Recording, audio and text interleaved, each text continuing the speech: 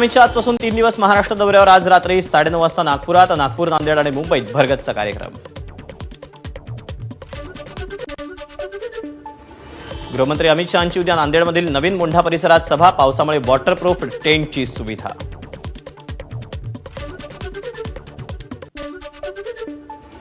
जालन्याच्या गोदापट्ट्यातील 130 गावातील मराठा समाजाची बैठक संपन्न. मुख्यमंत्री फडणवीसांना जरांगेंचं अल्टिमेटम.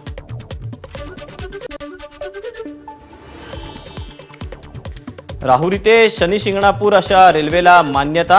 जवळपास 500 कोटींचा खर्च अपेक्षित.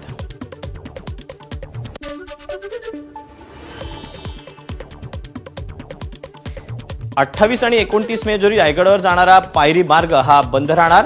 शिवराज्याभिषेक दिन सोहळ्याच्या पार्श्वभूमीवर सुरक्षात्मक उपाययोजना करण्याच्या दृष्टीनं निर्णय.